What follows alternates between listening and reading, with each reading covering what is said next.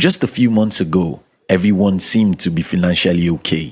Today, almost everyone is concerned about their finances as the world's economy is crashing down. While it's easy to believe that everyone is in crisis at a time like this, some people actually make more money now than before. I'm fortunate to be among those, and in today's video, I'll be sharing with you 5 ways you can actually make more money as an entrepreneur at a time like this. Build a business that you are not responsible for its running cost. My first successful business was an agri-tech company where we act as an intermediary between the farmers in my country and those who want to become farmers. We have 2 websites that cost us less than $300 to manage a year and nothing else except data. We had 250 partners all over the country. We had a few courses we made once and for all and almost nothing like concurrent expenses. We connect the buyers of our services with the providers by using phones and emails. We efficiently ran this business from my apartment, and I did just that in the past. What happened here is that all the running costs of that business were on our partners. Even if the economy is not stable, since almost every money we make is a profit, we'll still be fine. Some people might not understand how this works, so let me use particular examples of the companies that do this. Think about Uber. Think about Airbnb, think about Google, and YouTube. There are more than 5 billion videos here on YouTube.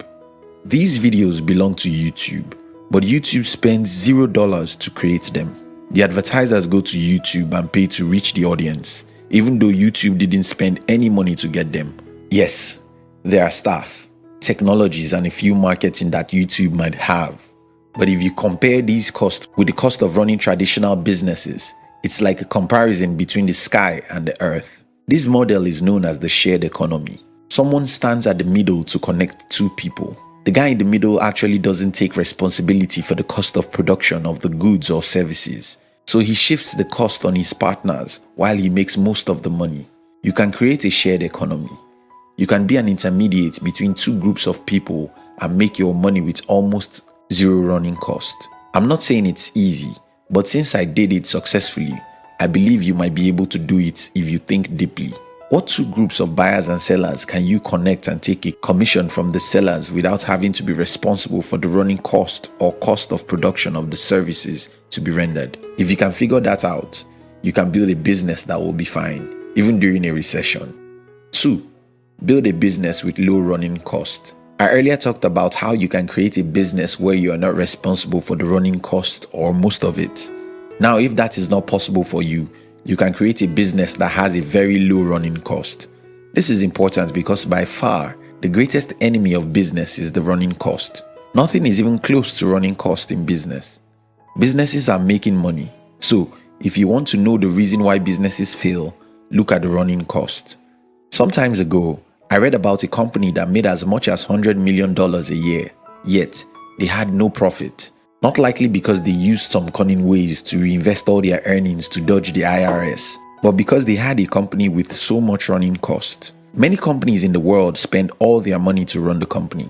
For example, one study found that 90% of all services and manufacturing businesses with more than $700,000 in gross sales are operating at under 10% profit margin. Imagine making $1 million every year and your profit is only $40,000. That's why I said that cost of running businesses is the enemy, greatest enemy of every business. So if we can figure out how to build a business with extremely low running cost, we can survive or even make more money during the time of crisis. All my businesses have a responsible profit margin, and there is no magic other than that we have a low cost of running the businesses. Some of the following points will give you some ideas on how to do this.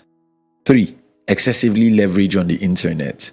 I spent about 6 years in the traditional business settings, where businesses are built on one block at a time, one location at a time, one employee at a time.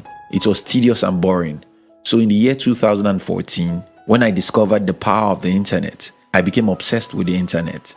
Suddenly, I found out that a simple application is capable of doing what 20 humans need to do. I discovered that instead of building a block and mortar model, one at a time, I could sell my product to someone from other states and even countries. I discovered the power of blogs, videos, and social media. I built 2 businesses which have never worked on more than an hour a month in the last 1 year, yet they make me money. Just yesterday, I checked my blog and saw some of my rankings. Then I asked myself, why is Google still ranking my blog even though I have abandoned it for about 2 years? That's crazy. This blog still gives me money every month because Google won't stop ranking it, even though I can't remember posting anything on it in the last 2 years. Whether you think about tools, connections, marketing or branding yourself or a business, nothing beats the internet. And the reason being obsessed with the internet can make you more money during the time of crisis is because it's often cheap compared to the traditional ways of marketing or building stuff. 4. Use remote staff to run your business. In my entire company, only about 2 people have an obligation to resume to the office every day. Many people never resume to the office as they work remotely. Others resume only on Thursdays, and the reason for this is twofold. First, people are likely to be happier with their jobs if they don't have the burden of office time and resumption. This way, they can do their work with better minds and higher productivity. The second reason we might want to consider remote staffing is that office space and running the office could be very expensive for a small business. There are businesses in my city paying as high as $200,000 a year to maintain their office space. $200,000 isn't a lot of money for big businesses, but how many businesses are big? For a company that makes $1 million a year, $200,000 is way too high for an office space alone. Another thing you might want to consider is how you can have your office away from public or popular space, at least while you're still small. This way, you can pay very low for rents. And this won't affect you as long as your business can be carried out without much or no visitation by clients. I know this isn't possible for most business, but you get my point. Hire as many people as you can to work for your business without them resuming to the office, and you'll save some cost. 5. Diversity. Yes, one of my business is hard hit with what is going on right now, but this doesn't affect us as much because our other business is doing better than before. When starting out in the business world, you would want to keep all your eggs in a single basket and concentrate on that basket. But as you grow, you should consider diversifying, because if a recession happens, a person who has 3 businesses in different industries will be safer than someone with a single business. Here's the summary of everything I've discussed with you so far. 1. Build a business that you're not responsible for its running cost. 2. Build a business with low running cost. 3. Excessively leverage on the internet. 4. Use remote staff to run your business. 5. Diversify.